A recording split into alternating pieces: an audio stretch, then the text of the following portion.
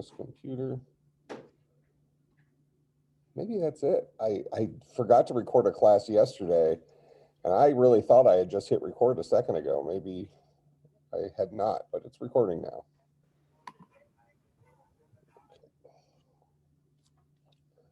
Get Eclipse open.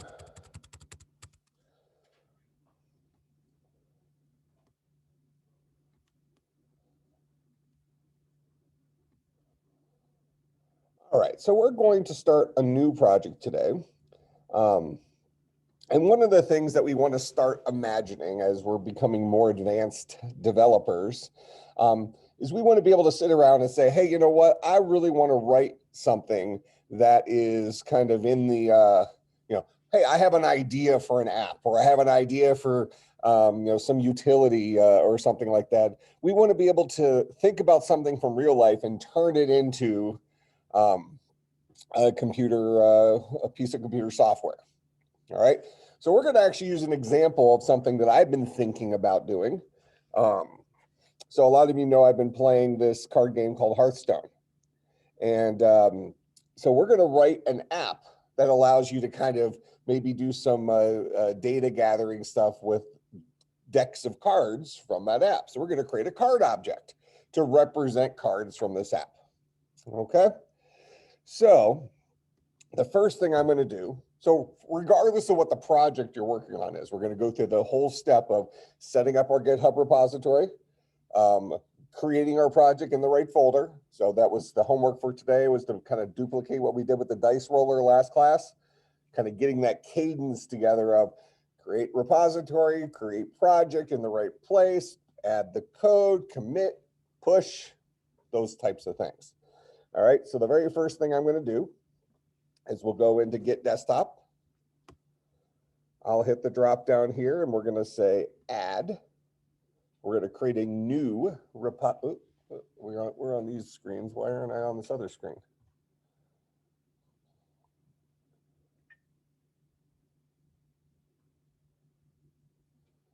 Give me a moment.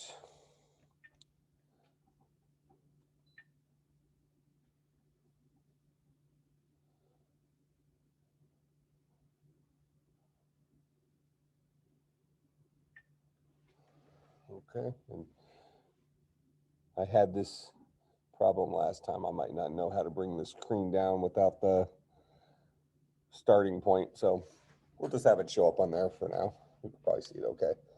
So I'm going to say create new repository, and we'll go ahead and name this guy CSC250 underscore spring 2021 underscore, we'll just call it Hearthstone deck tracker. All right, and we might actually use this as our example when we shift over to Android. We'll see how it goes.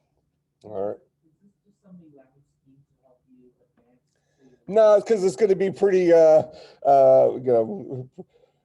pretty uninteresting, but it's a good object for us to think about. But maybe you'll give me some good ideas. So possibly, let's go with that. He was asking whether this is going to be an elaborate scheme for me to advance in the game. Let's just say maybe it's possible. Okay. But what I really want you to do as we think through this is part of it's the academics of it is saying, hey, here's an object. I want to create a program that involves these things. But I also wanted to kind of get your creative juices going where you can start saying, I want to make this or I want to make that. Now you can make that jump to write software that does that type of stuff. All right. So we named it. We're just going to leave all this other stuff alone. We'll hit create repository. And my repositories get created inside of my downloads repos folder. That's where the folder was just created. Okay, so I've done what I need to do in here for right now. So we'll go back over to Eclipse. I'm going to right click out here. I'm going to say new Java project. And project name, we're going to call this guy Hearthstone deck tracker, whatever. Uncheck use default location, because we need to go and browse to the folder that we just created a repository in. So click browse. It's in my repos folder. And here is that folder we just created. So I'm just going to double click on that folder and I'll hit open. All right, so I'm creating this new Java project inside of the GitHub repository folder we just made. And then I'll go ahead and hit finish. We talked about this next time. You could hit next and unclick the box. In fact, let's do that. I'll hit next. I'll unclick the box that says create module. And then I'll hit finish. Otherwise, you could have hit finish, and then when it pops up asking you about the module, you can say don't create. Any way you cut it, don't make a module. All right, so now you should have this new project here. So if you hit the little down arrow, it expands it. I'm going to click on the source folder. I'm going to right click here. I'm going to say new class. And I like to call my base file driver. And like I said, you should continue practicing writing public static void main, string array args, that stuff. But I'm going to go ahead and save myself a second of typing. So it goes ahead and gives me that little stub. And then I'm just going to do a system.out.println, hello world, or type in your favorite string. All right, and then we'll hit play. And we get hello world. Now I know I have a working project. Make sense? So now let's jump back over to our GitHub desktop and close the final loop of getting it a new repository, new public repository created online. All right, and here's my repository here. You see some new files are loaded.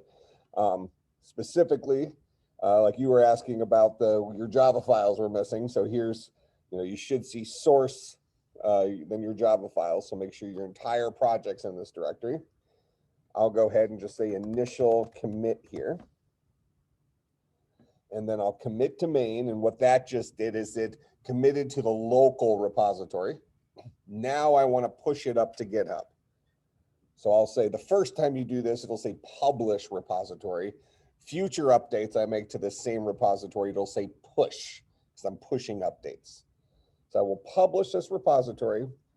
Make sure you uncheck this box that says keep this code private. We want this to be a public repository so I can share the link with you and you can view it. You can share your link with me, and I can view it.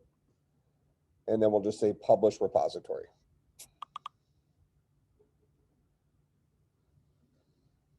All right, should be up there now. I can go ahead over to this guy and go to GitHub. And I should have a new repository created here. I'll just do a search for Hearthstone. All right, so here's my repository. I'll copy that link here. I'll go ahead and paste it into the 250 channel if you want to have access to it. One thing you can do, and we'll look at an example of this at another point in time, but if you were to go to the link for my repository here, you have a button up here that says fork. You can do what's called fork my repository, which will give you your own copy of it, which you can then check out, make changes to, and push it back up. You won't be making copies to mine. It's kind of like pass by value. All right, so when you can pick my project as a starting point. That's going to be something we're going to start moving towards, where I'll create something in class, we'll get it to a certain point, and then I'll say add something to my project.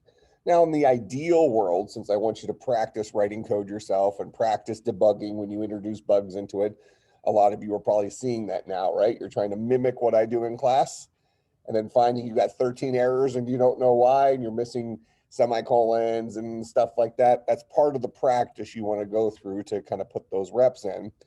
But if you get into a situation where time management just makes more sense to have a working starting point, you can either fork my repository to use that as your starting point, or just go in and copy the code and paste it into your repository, whatever makes you happy.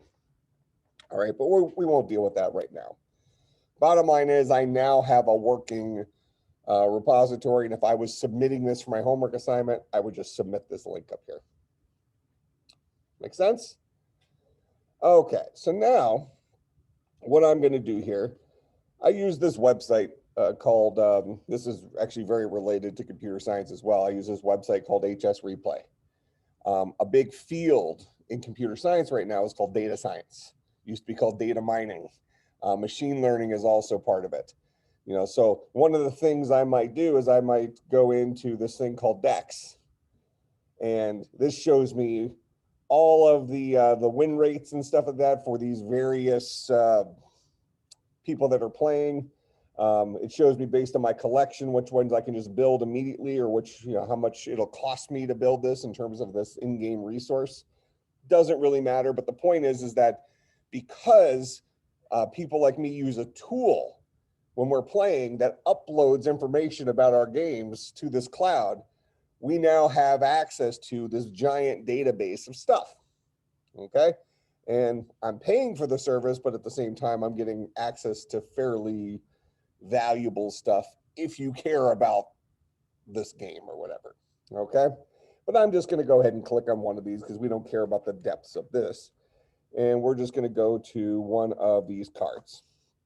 So I'll highlight over this card. We're gonna, in order to build a deck of cards in our world, we need to start off with creating an object for a card, right?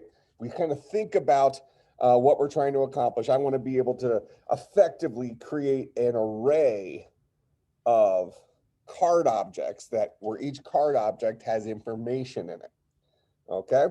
So we need to start with our base. Pick any of these guys. So here is a card. And I'm going to look at this object. I'm going to say, okay, what are the various attributes of this object? So in the upper left-hand corner, we see a 2 there. This is what's called the mana cost for this card. Doesn't matter. It's how much does it cost to play this card? All right, so that's one attribute that this object has. Bottom left-hand corner, it's how much damage does this particular minion do if he were to attack?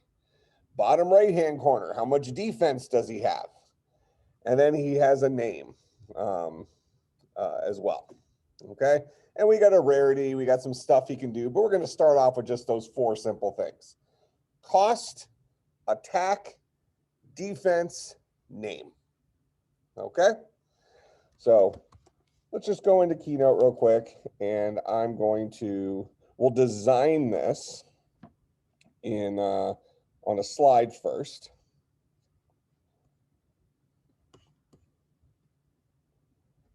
And we're actually going to use this as a starting point to start getting into searching, sorting. We might want to sort our decks of cards based on the lowest cost, the highest cost, things like that. All right, so let's see where we kind of left off in here. All right, this was that. So card sample class. So a Hearthstone card object contains 4 fields. We have a int cost. So it's an integer keeping track of how much it costs to play that card. We have an int attack. We have an int defense. And we have a string name. Okay? Those are the 4 fields that are going to go into our objects. So we're going to practice this just like we created last time. We created a dice object, right? Where a dice object had 1 field, number of sides. Now we're representing something that has 4 fields. All right.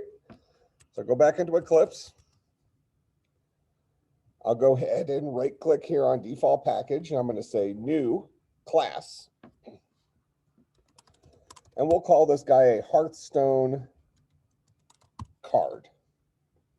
Okay. And then hit finish, and it's going to give me a blank class. Now, we're going to go ahead and create 4 fields in here. We're going to have an int cost. We're going to have an int attack. We're going to have an int defense. And we're going to have a string name. Those are the 4 pieces of information that we're going to keep track of inside of our card class. All right, now we need a constructor. Constructors always match the name of the class in Java. Whereas in Python, remember, constructors were underscore, underscore, and init, underscore, underscore. Just a little nuance between the languages. Python makes you call it init. Java makes you call it the same name as the class. So we're going to create this public thing. And we're going to talk about public, private, and protected today. So we're going to create, actually, we'll talk about public and private today. Protected, we'll talk about when we introduce inheritance, probably next class. All right, so we're going to say public Hearthstone card, and this guy needs to take in those 4 pieces of information. When we build a new Hearthstone card, we're going to build it in terms of cost, attack, defense, and name. All right, now the reality is we're going to actually be changing this probably next class, because not all cards in Hearthstone are minions. So the thing we're looking at right now is a dude that fights for you. Minions have an attack and have a defense. All cards in the game have a cost and have a name. Every single one of them will have those 2 pieces of information. Okay, so when we talk about inheritance, probably next class, we'll pull a couple of pieces of these information out, and you'll kind of see that hierarchy thing. And that's a review from last semester as well. All right, so a Hearthstone card, we're going to take in an int cost. We're going to take in an int attack. We're going to take in an int defense. And we're going to take in a string name. And we'll go ahead and set our local variables to those. So this dot cost is equal to cost. This dot attack is equal to attack. This dot defense is equal to defense. This dot name is equal to name. Okay. Now let's go ahead and let's write a little display method that allows us to show our card. All right. So we'll say, well, I'll leave the public off for right now. Constructors do need to be public unless you play the weird package game, but just let me get away with that for the moment. All right, so we'll go ahead and say void display. So this display function's job will be to show what this card looks like to the screen, something like that. Okay, so we'll just do we'll kind of build up a string. So we'll say something like system dot out. I'm actually going to show you I'm going to show you 2 ways of doing this. So we're going to say system dot out dot println, and we'll relate this back to Python, because remember, that's kind of something we want to do. We are all, let's call it, intermediate Python programmers, or we're all intermediate programmers with a background in Python. So now we're trying to translate that Python knowledge over to Java, directly translate it. All right, so we're going to build up a string here. So we're going to say cost is this dot cost. And we'll concatenate that with the space, and then attack concatenated with this dot attack. And we'll have a space, and we'll say defense. And actually what we can do is we can, if we want, I'm going to go ahead and kick this down a line. So we'll have the cost at the top. On the second line, we'll have attack, and then we'll have defense.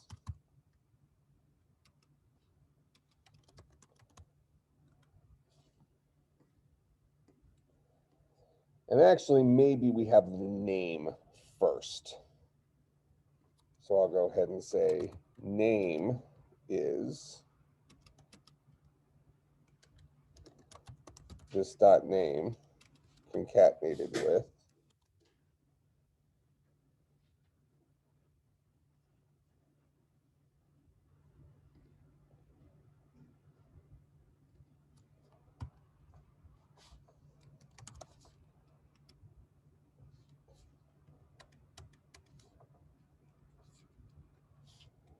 and then we'll kick that down a line. \n is the carriage return line feed. Actually, it's just line feed, but it works as both of those now.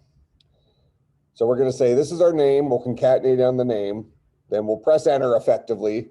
Then we'll say cost. Then we'll press enter. Then we'll say attack and defense. 3 separate lines to display our card.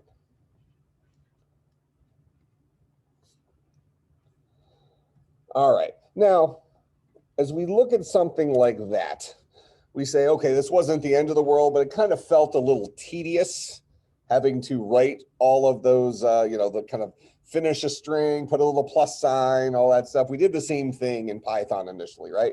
And our fix to that in Python was something called an F string, a formatted string. Remember those guys? So we can pull off kind of the same thing in Java. We can say system.out.format. All right. And this, I want to make sure I'm calling the right function here. Yeah, this is fine.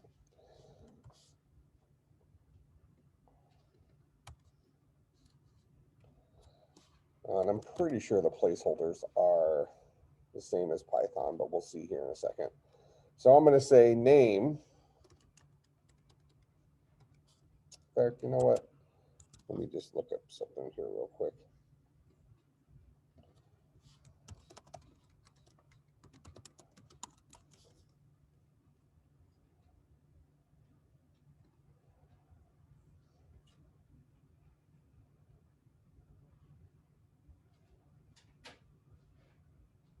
Nope, it's C style, so percent stuff. Okay. So we'll say name, we'll say %s, \n, cost, %d for decimal, space, attack. Well, actually, we did a \n for that. Attack is %d, space, defense, %d, space, \n. So we already have name, we already have cost, then we have attack and defense. And then we'll say \n just to kick it down one more line. Oh, thank you. All right, so we'll say this dot cost, comma, this dot attack, comma, this dot defense. And actually the first thing we did was name. This dot name.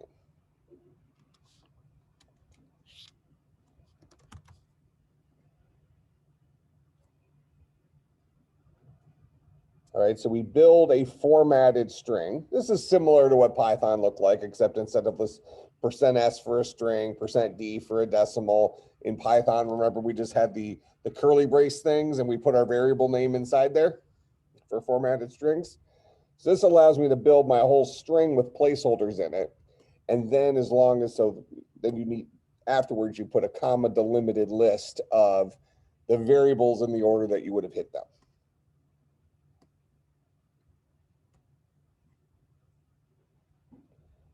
All right, so let's see this guy work here. So I'm going to go over, because at this point we've created a class for our card, but it's an untapped resource until we actually use it. So we're going to go ahead and we're going to create a Hearthstone card. So we'll go back over to driver. And we're going to create a Hearthstone card. We'll call this guy C1, and it's going to be a new Hearthstone card. And when we build a card, we have to give it a name, a cost. Actually, we want to make sure we have the order correct here. We actually give it a cost, then a name. I think it'll actually make more sense if we give it the name first. So we'll give it a name, a cost, an attack, and a defense. Okay. And we'll use one of our cards from in here as a sample.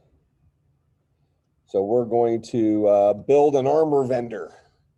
Okay, his name is armor vendor, his cost is 1, his attack is 1, and his defense is 3.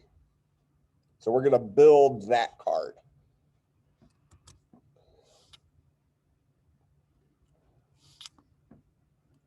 So this guy's name is armor vendor.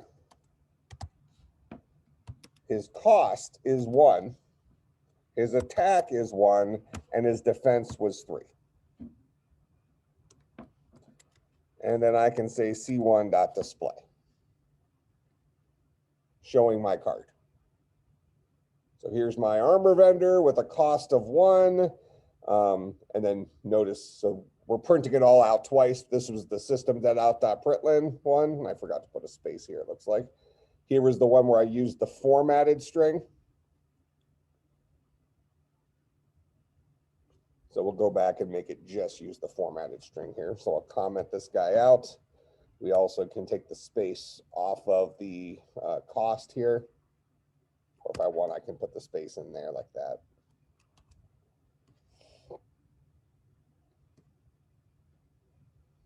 All right, so here's our armor vendor. Cost is 1, attack is 1, defense is 3. So we created a class, a template, if you will, a blueprint for representing Hearthstone cards. And then we created an instance of one of those guys that happened to be our armor vendor. So now we can go ahead and we can create another instance.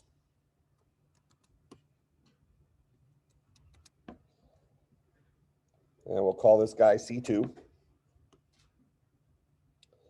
And let's go find another card. We'll do a wand maker. Okay, so we're going to make a wand maker. Has a cost of 2, an attack of 2, and a damage of 2. Go back into Eclipse. This guy's name is a wand maker. Cost of 2, attack of 2, defense of 2. And we'll say C2.display. You see our 2 cards there?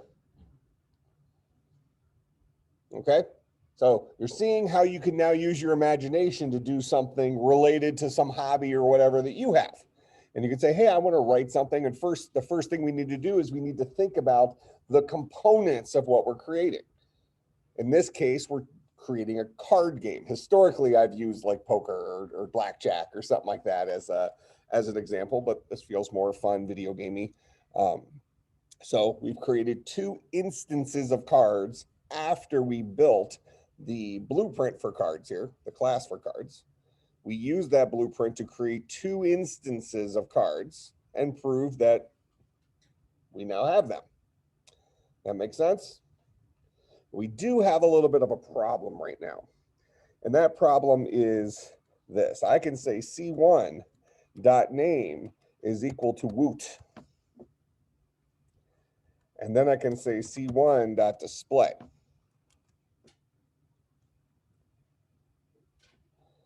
And notice here that now, when I printed out C1 the second time, and I told it to display itself, I've permanently changed its name. I allowed some external person to go in and modify this card. So we imagine if, I'm playing this game and I just decided, I don't want it to be called Armor Vendor. I want it to be called Woot, or, probably you got some 10-year-old that's going to make it say something obnoxious, whatever it is. But more than likely, makers of the game, Blizzard Activision, probably said, hey, this card should be named this, and we don't want anybody to externally to be able to change the name of the card. So that's where public and private come in. So we have security settings for, we're going to call this guy class members. All right, so I'm going to put one more slide before this, and we would have talked about this last semester, but we're going to call this guy class members. These are fields, constructors, and methods. Those are the components of a class. That's true in Python, that's true in Java, that's true in C#, yada, yada, yada. So fields, these are the variables owned by this class. Constructors, these are the method-like things that allow us to create an instance of this class. I'll just put like underscore underscore init underscore underscore in Python. Methods, these are the abilities, maybe we could say slash behaviors,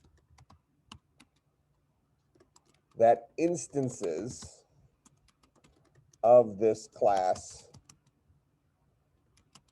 can accomplish. I'm going to actually say I want to be as accurate as possible. That instances or the class itself can accomplish. That's the difference between the static and the non-static stuff, which we'll talk about soon here. As far as we know right now, what we've seen is when we've created methods, methods is like a synonym for functions. All right, so in Python, we call them functions. Typically in object-oriented languages, functions become methods. Just the way we call them. Doesn't matter. You can call them functions all day long if you want, as long as you know what they are. Reusable chunks of code that you write once and can call multiple times. Okay, so methods, these are the abilities or behaviors that instances of the class itself can accomplish. I'll say it out loud right now, but we'll see it by example, and we'll really focus on this concept maybe next class or the class after that. But the classes that are static, or the methods that are static, they belong to the class and you call them using the class name. The methods that do not have static in front of them belong to individual instances of the class, and therefore you call them using an instance of that class. Quick example that we've already written today is, notice that the display method does not have static out in front of it, which means that it's an instance method. And instance methods are called using instances of the class. I called display using C1. I called display using C2. I created instances of the Hearthstone card class, and then I used those instances to call upon one of the instance methods. And instance methods know everything about the instance that called them. So this line right here displays the contents of the card that is C1. This guy here displays the contents of the card that is C2. It's the same logic in that display method, but the first display method here knows about C1. The second display method here knows about C2. So it's instances of a class that have specialty instance methods that know everything about them. And we can connect the loop here by saying, here's that display method. When we say this dot name, we are talking about this particular instance's name.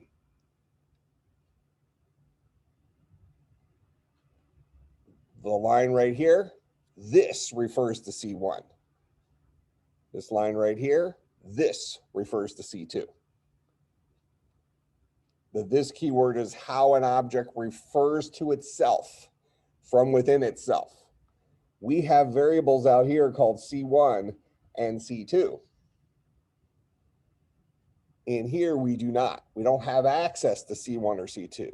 The only way we can talk about ourselves in here is by saying this, which is the same thing as saying self in Python. Okay? I want to display this particular instance's name, whatever this instance's name is. This particular instance's cost, whatever that happens to be.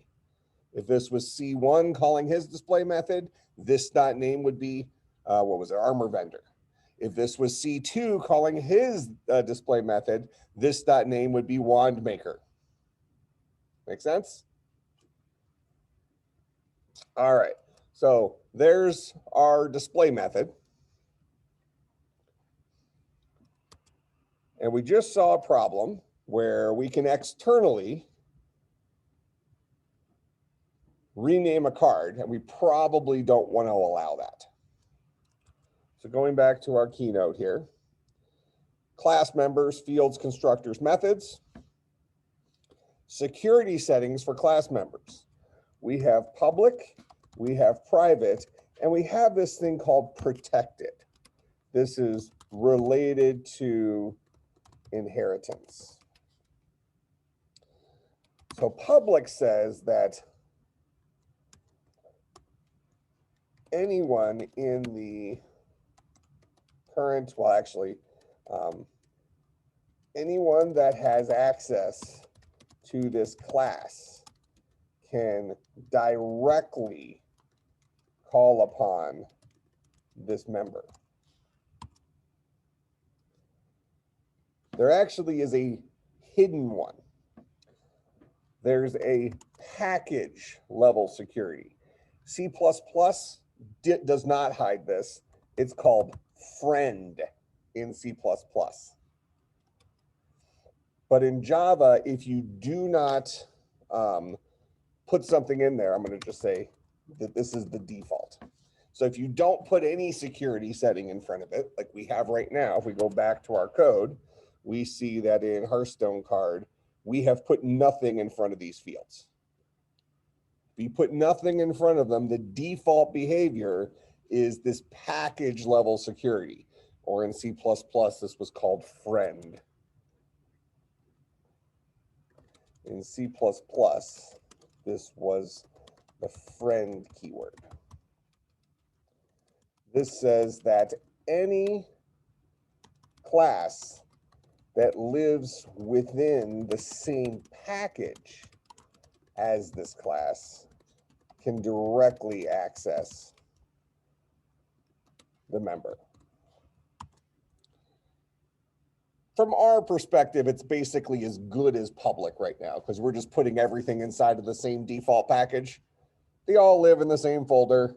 They all have access to each other. So since they all live in the same folder, they're all members of the same class. If I don't put any special security setting in there, I can access those dudes externally from that class, just like we did right here. Here's my Hearthstone card class. Here's my driver class. Both of these guys live inside the same package. So inside of driver, I was able to directly access one of my variables inside of Hearthstone card. We don't want to do that. Okay. Now, if we're the only ones writing our code, we could look at this and say, that's pretty convenient though, right? Just make it public or just leave it alone. Don't put anything in front of it. And I can just set the variables however I want. I don't even need to use the constructor then. I can just say C1.name is equal to armor vendor, C1.cost is 1, C1.attack is 1, C1.defense is 3.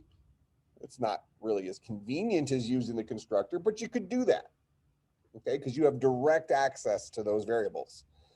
Good rule of thumb, let me just get to this last part here then. Private says only members are only accessible from within this class. You have to be inside of the class in which the private member was defined in order to have direct access to that.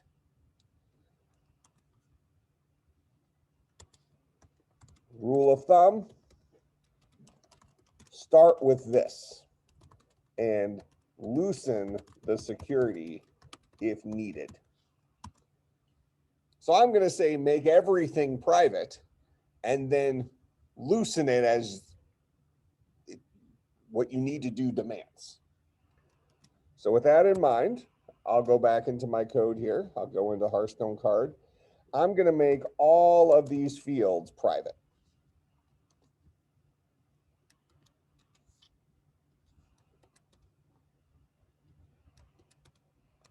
Now, without changing any other code, we're going to go back out to driver, and we're going to see that I no longer can do this. I cannot directly access the field called name because the field called name inside of Hearthstone card is a private field.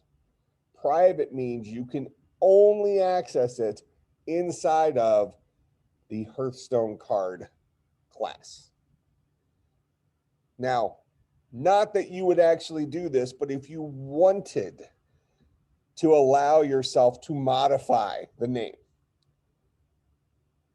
kind of seems dumb that we would lock it down and then say, hey, you could change it anyways. We could create, we have these things called setters and getters. So we could create a setter. And a setter is just a description for a method that gives you access to one of these. So I could say void set name, have this guy take a string name as a parameter. And then I can just say this dot name, which I do have access to this dot name in here because I'm currently inside of the Hearthstone card class. And I can set it equal to whatever name was passed in. So now I've given myself, right now it's package level, but if I want to just say, hey, it's public, anybody who has access to this class could call the set name method because it's a public method. All right, if you remember when I described object-oriented languages, I talked about we had the pile of wires here, and we said, okay, well, the procedural version of a telephone is this pile of wires. The object-oriented version of that telephone looks like a phone, but all those wires are hidden inside. And what did we do? We poked holes for the public interfaces. So I called them public interfaces. So this would be an example of I've made a public interface to Hearthstone card. I've given myself a function that externally from this class, I can connect to the class. I can do something to this class. Whether we decide this is a feature we want to have or not, we're allowed to do it. Okay, so I've made name private, so I can't directly access it, but I can indirectly access it through a function like setName. So now out here, instead of saying c.name is equal to woot, I can say c.setName woot.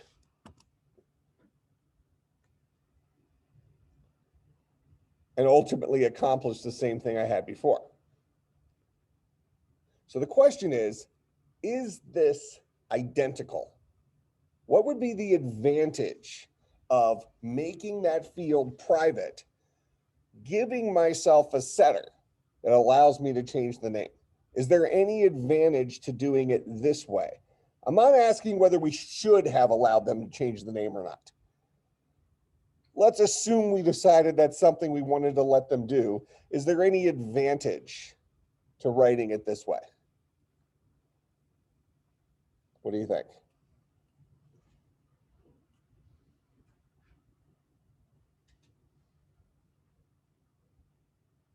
Go ahead. Yeah. So because we're doing this through a method, we can introduce logic. So maybe I say, you know what? All card names have to have a length of at least 5, something like that. So maybe I put an if statement in here. If name.length is greater than or equal to 5, then I will go ahead and let you change this name. But if you give me something shorter than 5, for instance, woot only has 4 characters in it, I won't actually change the name for you. Make sense? So I can intervene here and ask a little question. It's like, look, you gave me a name. You would like me to change the name to that. I'm okay with that, but as long as the name is at least 5 characters long. Not that that maybe makes any sense, but it's an example of why you might do this. Okay. So I'll come back into driver. So I'll go ahead and set name here. I'm not going to get an error. It will let me pass that string in. Internally, it's then going to ask a question about that string. It's going to say, whatever string you just gave me, what is its length? In this case, the length of woot in our example is 4. Is 4 greater than or equal to 5? It's not. So we will not get into the body of this if statement. Instead, we will hit the closing curly brace, and we have successfully called this function, but we have not actually changed the name of the card. So now we run this, and we see his name is still Armor Vendor. Make some sense? All right. We can say here that a setter like this, setters allow us to conditionally change the value of a private member.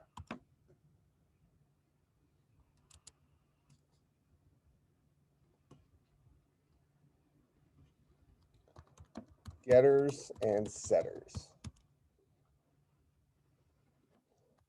A setter, which historically was called a mutator. That is, it allows you to mutate a value, but getter, setter sound better. We're setting the value.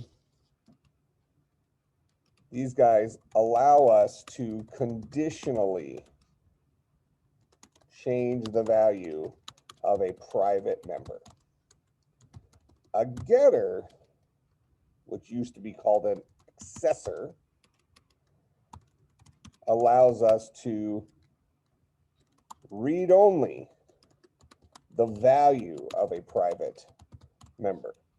So it's probably most common for us to have getters for all of our private members, or for many of our private members, so that we can externally read those values, but we can't change them. So we probably only conditionally have setters for those. I might want to externally be able to get the name of a card, but I shouldn't be able to change the name of a card. Make some sense? Okay, so homework.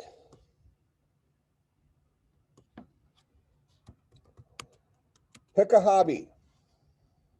Well, let's see, homework. Pick a hobby of yours and create a object that is in the spirit of what we did in class with Hearthstone cards. Create a single object and create a few instances of that object along and display them. If you're a football player and you want to represent football players by jersey number, name, and first and last name, whatever, that's fine. Whatever you want to do. You want to mimic what I did here, that's fine, but don't just copy my code. Try to go through this process. Okay? What's up? Yep. All right, questions, and also push it up to GitHub. So you should submit the GitHub link and the self-assessment. And now that I've made a bunch of changes to my code, I'll come in here. I change stuff for homework. I'll commit that to main and push it.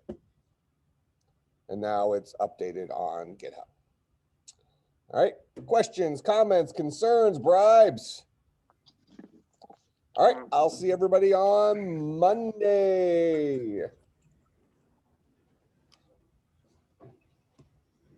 I have a question.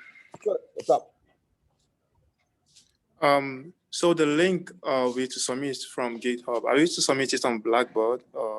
Yeah, the assignment's up on will be up on Blackboard. I'll put it up right after class here. So yeah, well, we to submit that. the assignment, do we just submit the link on Blackboard and the self-analysis? Yes, that's what you do on Blackboard. There'll Okay, be a thank you. Dropbox for this homework. You go, you'll submit it, and you'll submit the link, and you'll submit the self-assessment. Okay.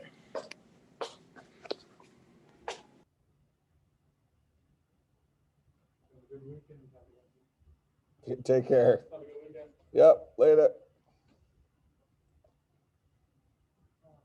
I have a possibly really stupid question. Okay, let's take a look.